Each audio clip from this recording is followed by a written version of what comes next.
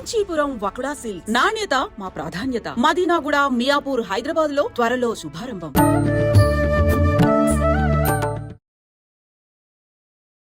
నమస్కారం, welcome to I dream. ధర్మ మార్గం విత్ విజిత కార్యక్రమానికి స్వాగతం. ప్రస్తుతం మనతో పాటు ఉన్నారు ప్రముఖ జ్యోతిష పండితులు, ఆధ్యాత్మికవేత్త సుభాష్ శర్మ గారు. ఇప్పుడు గురువు గారితో మాట్లాడి మరిన్ని విషయాలు తెలుసుకునే ప్రయత్నం చేద్దాం. నమస్కారం గురుగారు. శ్రీమాత్రి నమః. గురుగారు, మనకు కొత్త సంవత్సరం ప్రారంభం కాబోతోంది. ప్రతి ఒక్కరి మనసులో కూడా ఒక ఆలోచన ఉంటుంది. ఈ పోయిన సంవత్సరం అంతా కూడా చాలా ఇబ్బందులు పడ్డాను, మానసికంగా కానీ, ఆరోగ్యపరంగా కానీ, ఉద్యోగపరంగా కానీ, లేదంటే ఫైనాన్షియల్గా కానీ. ఇంకా ఈ సంవత్సరం అన్నా నా రాత మారుతుందేమో అనే ఆశ ప్రతి ఒక్కరిలో ఉంటుంది. అట్లా మనం కనుక తీసుకుంటే ఉద్యోగ సమస్య చాలా పెద్ద సమస్యగా మారిపోయింది. అలా ఉద్యోగం గురించి ఇబ్బంది పడే వాళ్ళు ఎవరైనా ఉంటే, మామూలుగా మనకు చెప్తుంటారు కదా, ఈ ఉప్పు దీపం అని ఇలాంటివి కొన్ని రకాల రెమెడీస్, అలాంటిది ఏదైనా చేసుకుంటే ఈ కొత్త సంవత్సరంలో వాళ్ళ దశ తిరిగి ఉద్యోగంలో మంచి అంటే ఒక బెటర్ పొజిషన్కి వెళ్ళటం కానీ, ఉద్యోగం లేని వారికి ఉద్యోగం వచ్చే అవకాశం కానీ ఉండే అవకాశం ఉందంటారా? తప్పకుండా కలుగుతుందమ్మా. ఎందుకంటే గ్రహ సంచారము, గ్రహలోపం ఉన్నప్పటికీ కూడా దైవ బలం వల్ల కొన్ని అవకాశాలు చేజిక్కించుకునేటటువంటి అవకాశం ఉంటుంది.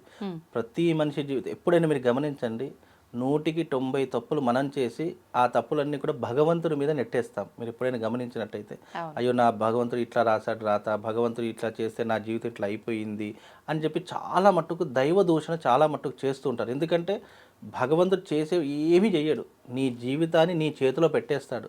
దాన్ని ఏ రకంగా మలుచుకోవాలి, ఏ రకంగా సరిదిద్దుకోవాలి అనేటటువంటిది మన చేతిలో పని. కాబట్టి మనకి ఏదైనా మంచి మనకి ఏదైనా మంచి జరిగింది, పాజిటివ్గా జరిగిందంటే అబ్బా మనం చేయడం వల్ల ఇదంతా జరిగిందని మన మీద వేసుకుంటాము. అదే చిన్న చెడు ఏదైనా జరిగింది, చిన్న నెగిటివ్ లాంటిది ఏదైనా అనిపించింది అనుకో, అబ్బా భగవంతుడు నా జాతకు ఇట్లా కర్మ రాశాడు నాయన అని చెప్పేసి అంటాము. అంటే ఎప్పుడైనా కూడా భగవంతుడు మాకు అన్ని మార్గాలు ఇచ్చాడు.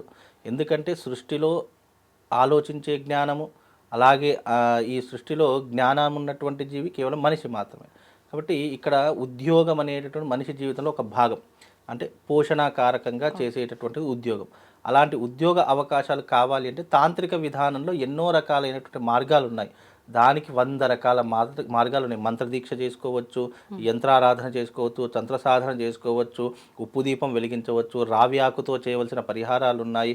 అలాగే చెట్టు కింద కూర్చొని మంత్ర సాధన చేసుకోవడం వల్ల కూడా ఉద్యోగ ప్రాప్తి కలిగేటటువంటి అవకాశం ఉంటుంది. ప్రదక్షిణ ద్వారా కలుగుతుంది. ఇలా 1 కాదు 2 కాదు 1,00,000 మార్గాలు ఉన్నాయి తాంత్రిక విధానం.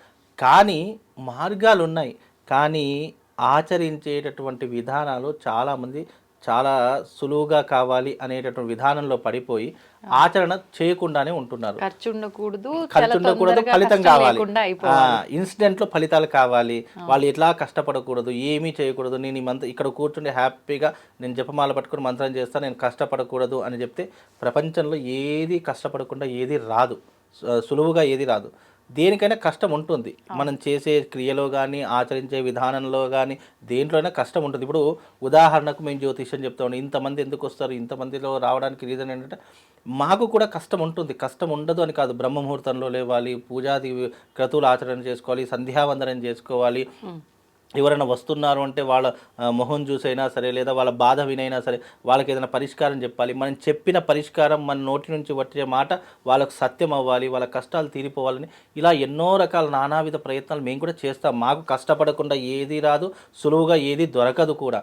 ఏదో వాళ్ళు చాలామంది ఏమంటారు, జ్యోతిష్యం చేస్తున్నారు, చాలా సంపాదిస్తున్నారు అంటే సంపాదన కూడా ఊరికే రాదు కదా. ఉదయకాలం లేవడము, సంధ్యావందనం చేసుకోవడము, నీ కష్టాలన్నీ వినడము. దరిద్రం ఏంటంటే ఎదుటి వారి కష్టాలు వినడం చాలా దరిద్రం. మనయే దరిద్రం అంటే మనకంటే నీచమైనటువంటి స్థితిలో ఉంటారు. అప్పుడు ఏమనిపిస్తుంది, అబ్బా వీకంటే మనం బెటర్ పొజిషన్లోనే ఉన్నాము, ఆ భగవంతుడు మనకు మంచి అవకాశం ఇచ్చాడని అనుకుంటాము.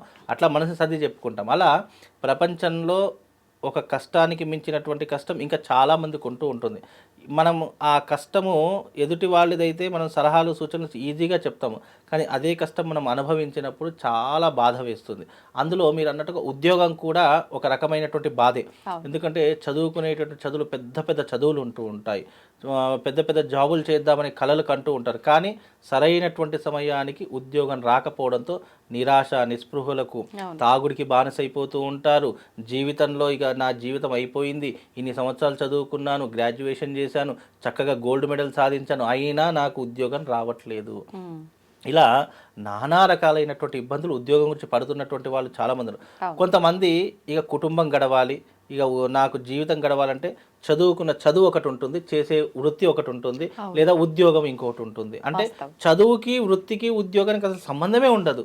ఏదో డబ్బు కోసమో కుటుంబం గడవడం కోసమో మనసు చంపుకొనో ఇలా ఉద్యోగం చేసే వాళ్ళు కూడా చాలా మంది ఉన్నారు. ఇక తప్పదు కదా, జీవితం నడవాలి.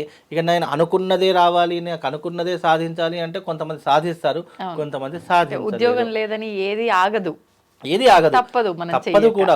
ఉద్యోగం లేదు అని చెప్పేసి అంటే మన కడుపులో ఆకలి ఆగదు, కుటుంబ పోషణ ఆగదు, కుటుంబ భారం ఆగదు, కుటుంబం గడవాలంటే డబ్బు కావాలి. ఇక డబ్బు కోసం మనసు చంపుకొనైనా మనం పని చేయవలసినటువంటి పరిస్థితులు వస్తాయి. అందుకే ఉద్యోగం అనేటటువంటిది మనం అనుకున్నది రావాలనుకున్నా, జీవితంలో అనుకున్నది సాధించాలన్నా అనేక మార్గాలు ఉన్నాయి. అందులో సులువుగా ఉన్నటువంటి విధానం ఒకటి చెప్తాను. అది ఏంటి అంటే రావి ఆకు ప్లస్ ఉప్పు, ఈ రెండుటితో చేయవలసినటువంటి పరిహారం. చక్కగా రావి ఆకులు తీసుకోవాలి. రావి ఆకుని ఒక విస్తరాకులాగా కుచ్చుకోవాలి. పుల్లలు తీసుకొని విస్తరాకులాగా దాన్ని కుట్టేసేసుకొని దాని మీద ఉప్పు వేయాలి. అంటే కాస్త ఉప్పు, ఒక పావు కేజీయో హాఫ్ కేజీయో ఉప్పు వేయాలి. ఉప్పు వేసిన తర్వాత దాని మీద నక్షత్రం గుర్తు కలిగినటువంటి ఒక ముగ్గు వేయాలి. స్టార్ అంటాము, అది కుజుడికి సంబంధించినటువంటిది. ప్లస్ శ్రీచక్రార్చనలో స్టార్కి ఉన్నటువంటిది చాలా విశేషంగా ఉంటుంది. దాని యొక్క శ్రీచక్ర ఉపాసనలో కానివ్వండి, శ్రీ విద్యలో కానివ్వండి, దానికి ఉన్నటువంటి విధానాలు చాలా విశేషంగా చెప్పడం జరిగింది. అలా స్టార్తో కూడుకున్న, అందరికి అర్థం కావాలి స్టార్ అంటున్నాను కాబట్టి, స్టార్తో కొరిగినటువంటి ఒక ముగ్గు వేయాలి. అది కూడా పసుపు, కేవలం పసుపుతో మాత్రమే వేయాలి. వేసిన తర్వాత మధ్యలో కుంకుమ బొట్టు పెట్టాలి, అంటే మామూలు కుంకుమ వేయాలి. వేసిన తర్వాత మట్టి ప్రమిదలు కొనుక్కొని వచ్చినా సరే, లేదా వాళ్ళే ప్రమిదలు చేసుకుంటే ఇంకా చాలా మంచిది. పిండితో కానీ లేదా నాకు కుదరదు అన్నప్పుడు మట్టితో ఉన్నటువంటి దీపాలు. పిండిలో కూడా వాడవలసినటువంటిది కేవలం గోధుమ పిండే వాడాలి, బియ్యం పిండి వాడకూడదు. గోధుమ పిండితో చేసినటువంటి దీపాలే చాలా ప్రాధాన్యం. బియ్యంతో చేసిన పిండి పనికి రాదు దీపాలకు. అంటే మన దిక్కు గోధుమ పిండి వాడతాం, అంటే తెలంగాణలో గోధుమ పిండి వాడతాం. మహారాష్ట్ర లాంటి పద్ధతిలో బియ్యం పిండి ఎక్కువగా వాడతారు. నార్త్ ఇండియన్స్ వాళ్ళు బియ్యం పిండిని ఎక్కువగా దీప ప్రమిదలకు వాడుతుంటారు.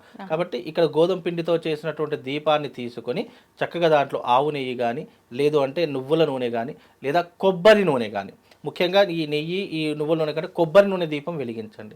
కొబ్బరి నూనె దీపం వెలిగించిన తర్వాత ఒక మంత్రం చెప్తాను.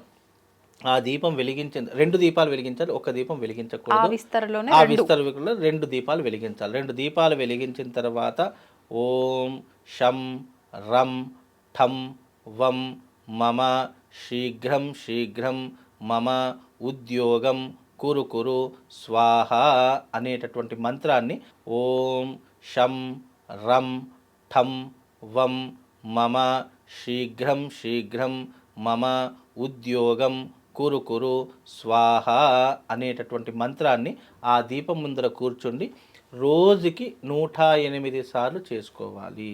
ఎన్ని రోజుల పాటు? అది 11 రోజుల పాటు చేసుకోవాలి.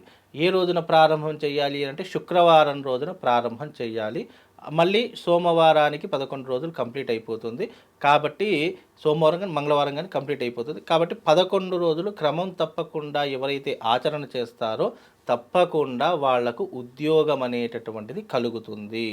అంటే ఇక్కడ ఇంకో విషయం ఏంటంటే సాధనా ఇది సాధ్యతే ఇది సాధ్యం. అంటే నువ్వు ప్రయత్నపూర్వకంగా చేస్తూ ఈ యొక్క పరిహారం గనక చేసుకుంటే దైవానుగ్రహంతో నీకున్నటువంటి ఇబ్బందులు కానివ్వండి, ఆటంకాలు, ఒక ఉద్యోగం ప్రయత్నం చేస్తున్నామంటే అనేక ఆటంకాలు వస్తాయి, లేదా డబ్బు కొరత ఏర్పడుతుంది, లేదా ఏదో ఒక సమస్య అనేటటువంటిది ఏర్పడుతుంది. ఈ ఆటంకాలు అనేటటువంటి మనిషి జీవితాన్ని కట్టివేస్తూ ఉంటాయి. కాబట్టి ఇలాంటి ఆటంకాలు రాకుండా నీ జీవితంలో ఉద్యోగ ప్రాప్తి కావాలి అంటే ఈ రకమైనటువంటి విధానం ఒకటి ఉంటుంది. ఇది ఇంట్లోనే ఆచరించే విధానం, ఇంట్లోనే ఆచరణ చేసుకోవచ్చు. ముఖ్యంగా బ్రహ్మ ముహూర్తం, దేనికైనా బ్రహ్మ ముహూర్తమే అద్భుతమైనటువంటి సమయం. ఎందుకు బ్రహ్మ ముహూర్తం అన్నాను అంటే ఆ సమయంలో వర్జం కానీ, దుర్ముహూర్తం కానీ, రాహుకాలం కానీ, యమగండ కాలం కానీ, గుళిక కాలం కానీ, ఎలాంటి దోషాలు కూడా బ్రహ్మ ముహూర్తానికి అంటవు. మిగతా సమయాల్లో చేసామనుకోండి ఏమవుతుందంటే ఈ మంచి ముహూర్తం చూసుకోవాలి, వర్జం లేకుండా చూసుకోవాలి, దుర్ముహూర్తం కాకుండా చూసుకోవాలి, రాహుకాలమా, యమగండ కాలమా, గుళిక దీర్ఘ కాలమా, ఏ ఏ కాలం ఉంటుందో తెలియదు, అమృత ఘడి కాలమా, ఇవన్నీ కూడా చూసుకోలేదు. అదే బ్రహ్మముహూర్తం అన్నాం అనుకోండి, దానికి ఎలాంటి దోషము ఉండదు, ఎలాంటి ఇబ్బందులు ఉండవు.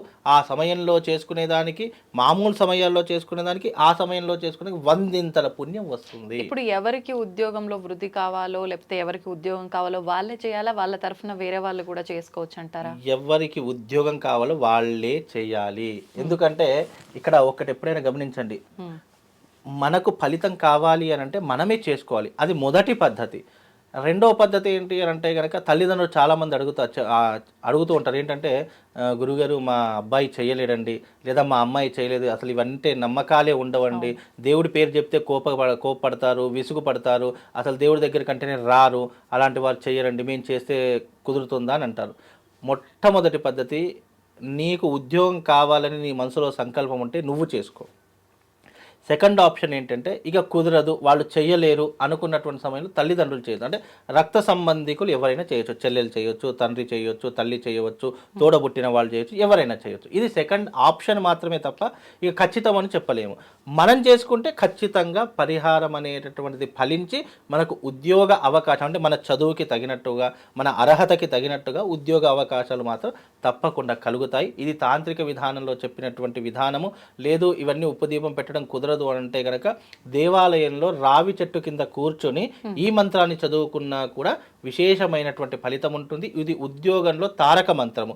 తప్పకుండా ఈ మంత్రాన్ని ఉచ్చరించడం ద్వారా వాళ్ళకు శుభం లాభంతో పాటు మీరన్నట్టుగా అర్హతకు తగినటువంటి ఉద్యోగం తప్పకుండా వాళ్ళ జీవితంలో కలుగుతుందమ్మా. సంతోషం గురుగారు. నిజంగా నిరుద్యోగ సమస్య అనేది చాలా ఎక్కువైపోయింది. ఉన్న ఉద్యోగంలో కూడా కష్టాలు, ఆటపోట్లు, ఎన్నో రాజకీయాలు, వృద్ధి లేకపోవడం, ఇలాంటివి చాలా చూస్తున్నాం. అటువంటి వారికి నిజంగా చాలా మంచి పరిహారం అనేది చెప్పాలి. ఇంకోటి కూడా చాలా మంది ఏమంటారంటే మంత్రం చదివితే ఉద్యోగం వస్తుంది అని అంటే చాలా మంది మంత్రాలతో ఉద్యోగాలు సాధించే వాళ్ళు అని అనుకుంటారు. మంత్రాలకు చింతకాయలు రాలుతాయా, మంత్రాలకు ఇవన్నీ ఫలిస్తాయా, మంత్రాలు చదివితే నిజంగా ఉద్యోగం వస్తుంది అంటే ప్రతి ఒక్కరు ఇవే చేసుకునే. ఇక్కడ జీవితంలో ఎప్పుడైనా 2 గుర్తుపెట్టుకోవాలి. మనిషి ప్రయత్నపూర్వకంగా సాధించే లక్షణాలు కొన్ని ఉంటే, కొన్ని దైవిక బలం లేకపోవడం వల్ల మనం ఎంత ప్రయత్నం చేయండి అస్సలు కూడా ఏ పని కూడా కుదరదు. ఈ మంత్రాలు, ఈ తంత్రాలు, యంత్రాలు దేనికోసం అంటే దైవిక బలాన్ని మనం పుంజుకోవడానికని ప్రతి ఒక్కరూ అర్థం చేసుకోవాలి. అంటే ఇప్పుడు ఎగ్జాంపుల్గా మీరు ఏం చేస్తున్నారంటే, మీరు చదువుకుంటున్నారు, మీ చదువుకి తోడు మీ తండ్రి గారు సంపాదించి మీకు ఫీజులు కడితేనే మీరు చదువుకుంటున్నారు. అంటే ఒక సపోర్ట్ ఎట్లయితే మీరు వెతుక్కుంటున్నారో అదే రకంగా మనం ఉద్యోగ ప్రయత్నం చేస్తాము, అది మానవ సహజంగా మన ధర్మము. సపోర్ట్ కావాలి. ఆ సపోర్ట్ ఎక్కడి నుంచి రావాలి? భగవంతుడి దగ్గర నుంచి రావాలి. మనం ఉచ్చరించే మంత్రం ఏదైతే ఉంటుందో అది భగవంతుడి యొక్క మంత్రము. దాని ద్వారా ఏమవుతుంది అంటే నీకు ఒక సపోర్టింగ్ లభిస్తుంది. ఆ సపోర్ట్ కోసమే నీకు మంత్రం చెప్తున్నాను తప్ప ఈ మంత్రం చదివితేనే ఉద్యోగం వస్తుంది అని కాదు. ఇలా చేయడం ద్వారా నీకు భగవంతుడి అనుగ్రహం కలిగి తప్పకుండా ఉద్యోగం కలిగేటటువంటి ఒక మార్గం ఏర్పడుతుంది అనేటటువంటిది దీని యొక్క లక్షణము అని అర్థం చేసుకోవాలి. నిజంగా మీరు ఆఖరణ ఈ మాట ఎందుకు గుర్తొచ్చిందో గానీ, ఈ మంత్రాలకు చింతకాయలు రాలుతాయా, మీరు చెప్తే చేయగానే అయిపోతుందా, అలాంటి వాళ్ళకి మాత్రం మంచి సమాధానం. ఎందుకంటే అంటే అప్పుడప్పుడు కామెంట్స్ చూస్తాం కదండి, చాలా మంది పాజిటివ్గా తీసుకోరు, నెగిటివ్గానే మొదటగా తీసుకుంటూ ఉంటారు. మంత్రాలకు చింతకాయలు తాగుతాయి, దీపం పెడితే నేను జీవితం మారిపోతుందా, లేదు అని అంటే నేను దేవుని పూజిస్తే నా జీవితమైన మారుస్తాడా, వచ్చి ఈ రాయిని పూజిస్తే నా జీవితమైన మారుతుందా, కష్టపడితే కానీ డబ్బులు రావు, కష్టపడితే డబ్బులు రావు, కష్టపడకపోతే ఈజీ మనీ సంపాదిస్తారు, వాడి జాతకం వాడు తప్పులు చేసి వాడు బాగుపడుతున్నాడు, మనమేమో న్యాయంగా ఉండి మనం ఈ రకంగా ఉంటున్నాం. ఇలా అనేక రకాలైనటువంటి వ్యవహారాలు మనిషి మెదడులో మెలుగుతూ ఉంటాయి. ఈ పోకడలో ఉన్న వాళ్ళే ఎక్కువగా ఉన్నారు. కాబట్టి అలాంటి వారి కోసం తెలియడానికి మాత్రం, ఏదైనా కానీ తెలిస్తే వాళ్ళు అర్థం చేసుకుంటారనే ఒక ఉద్దేశం తప్ప అంతకు మించి ఏం లేదు. ఈ రకంగా చేసుకోండి, తప్పకుండా మీకు ఉద్యోగము 100% కలుగుతుంది. ధన్యవాదాలండి. శ్రీమాత్రే.